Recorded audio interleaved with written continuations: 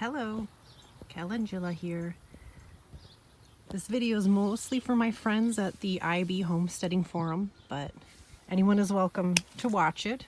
Maybe you'll find it interesting. I want to just talk about a few things today. My garden, my calves, and my chickens. Just kind of a little video tour, I guess, of our place and what we've been up to this summer so far. So I'm starting off in my butterfly garden. It's my happy place. It's just pretty and I like it in here, but we'll head out to the vegetable garden next.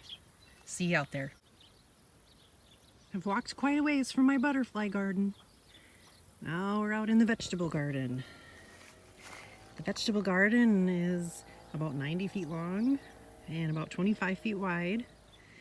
Well, actually the front part of the garden here is wildflowers, so not really vegetables, but just a bunch of weeds and seeds that I threw in here.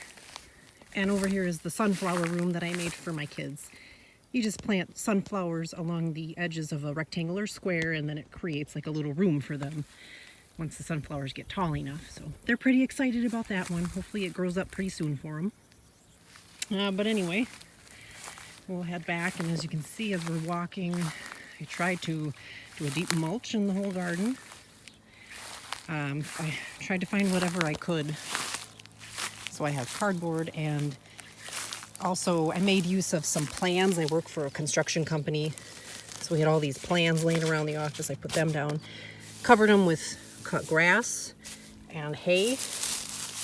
I guess from what I understand, it's ideal to use straw because there's no weed seeds in straw, but hay and grass is cheap, if not free in most cases, so that's what I used. And yes, we do have weeds that have come up because of the hay, like all this clover, but I don't mind the clover so much. In fact, when it grows between my rows, I can just mow it, and the clover itself kind of stays low and acts like a mulch itself, and it brings a lot of nutrients into the soil, so I've never minded the clover really.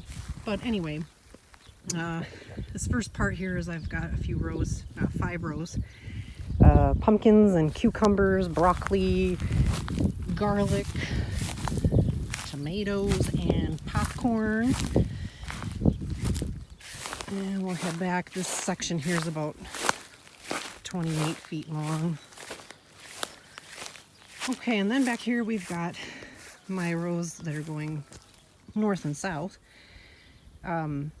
Potatoes, very weedy potato rows. 2 rows of those. They're looking good though.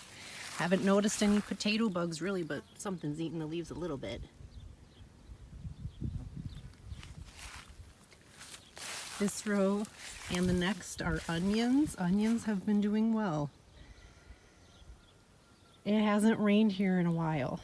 And what happens to this soil out here is it gets very dry and hard like a brick because it's very clayey.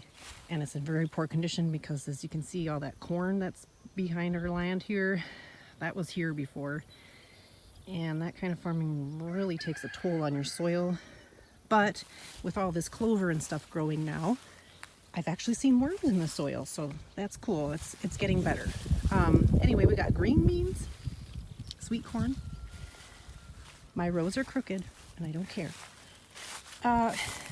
Brussels sprouts, and like I was saying, it's pretty dry here right now, so some of them I think are dead. My garden's pretty far from the house and the water, so it's pretty time consuming to haul water out here, and I have not had the time, so unfortunately some of my stuff's not doing the hottest. I've got a couple pepper plants here and kale. And then the last of my big garden is pumpkins that I got on clearance. They weren't in the best health, but they're starting to get some new growth on them now, so I'm hoping by October I'll have at least a few pumpkins. If not, oh well. So I'm gonna head back to the calves now, and you can meet Tina and Hammy, my calves. Okay, so we've headed east of my garden to the calves. We are eventually going to have 3 separate pens out here and rotate them so that we have pasture for them throughout the year. Right now we only have one pen done. My husband did most of this, but we all helped him. He knew more about fencing than we did. It is hard work, I'll tell you that much. See if we can find our calves out here. They've only recently actually started expanding their boundaries in here. They wouldn't go out this way for a while. They just stayed in their hutch, but they're getting braver now. So now they're hanging out in the tall grass. We have a lot of improvement to do on pasture as well. I mean, there is some grass and clover in here, but there's just also a lot of stuff that cows don't eat, I don't think. So we need to improve on that. Well, there's somebody over there. There's my Tina. Come here, girl. Tina is a lineback Jersey, and we will hopefully be milking her someday. Great. She's very sweet. I need to research flies, how to keep flies off of these guys, because they just cover them. Get on their eyes. And this is Hammy. She's a Holstein. She will be our meat cow, but I'm going to give her a good life. She's a sweetie. She's a free martin, so unfortunately she can't ever breed. But oh, she's a lover. We like to have her. So, like I said, we're still learning a lot about cows. This is my first time, and we kind of got them suddenly. But I do enjoy them. Okay, so I would also just like to quickly head over to the chicken coop and show you my chickens. All right, and here we have our chicken coop. It's here when we moved in. It looks pretty old and well used, but it does the job for us.